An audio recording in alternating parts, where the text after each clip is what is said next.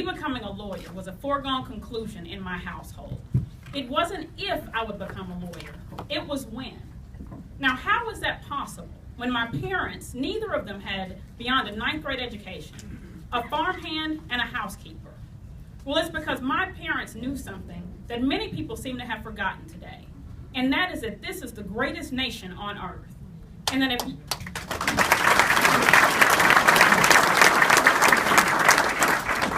you are blessed to be an American, you can do anything you want to do and be anything you want to be. Trade and by training. And that's what I've spent my career doing as an attorney, is standing up for our Constitution, defending churches and businesses and nonprofit groups and ministries and individuals against the long arm of the federal government. I was privileged to be one of the attorneys representing David and Barbara Green of Hobby Lobby stores and their landmark victory at the United States Supreme Court. I've been privileged to serve representing Hosanna Tabor, a small school taking on the Obama administration at the United States Supreme Court. We won both of those cases. I've litigated in the state courts, in the federal courts, and in the United States Supreme Court, taking on the federal government and winning. And I'm running for Attorney General because I think that's what our next Attorney General has to do.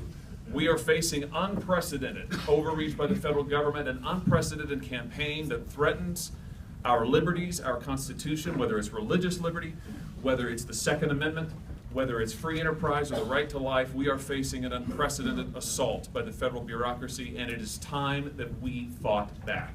Those fights now for 8 years. Sometimes on those bills we stay up all night, we go right into the next day, and we work hard. And I will tell you, I've taken those slings and arrows. I've had the death threats. Because the one thing that I did this last fall, which nobody's done in an awful long time, is the chairman of the Sanctity of Life Committee. I used the subpoena power of the Senate, which the last time that was used before I used it this last fall was when I used it 3 years ago to investigate that the federal government had gotten the entire concealed carry list of every Missourian with a concealed carry permit. I subpoenaed them, I put a stop to it, I then drafted language that became Amendment 5 on the ballot 2 years ago to strengthen your right to keep and bear arms in Missouri. We voted on that 2 years ago, it passed by 62%. I will tell you, I got sued by the police chief of the city of St. Louis and the woman who runs Michael Bloomberg's anti-gun group out of St. Louis.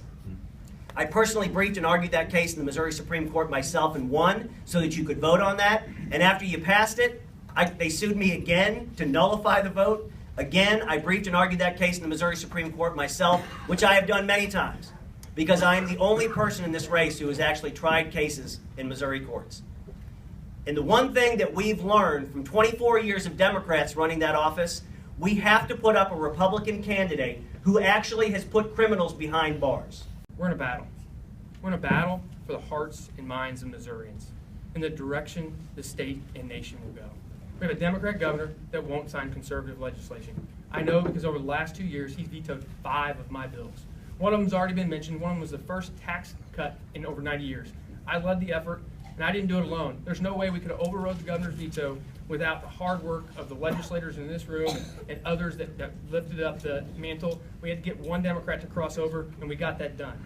I had a bill pushed back against cities on our Second Amendment rights that we overrode the governor's veto on that as well. And we have a Secretary of State that won't protect our election process. That's why in July of 2014, I decided to run against him. In 2003, I was flying helicopters in Iraq. This one particular day, November 1st, 2003, we were taking off out of Baghdad International, flying cargo and troops out west. Took and dropped our first load at first base. We then went back from the west to the east to pick up a second load. Dropped it at another base out west. We decided that day, we had flown in that area 3 times west of Baghdad International. We thought we needed to change our direction.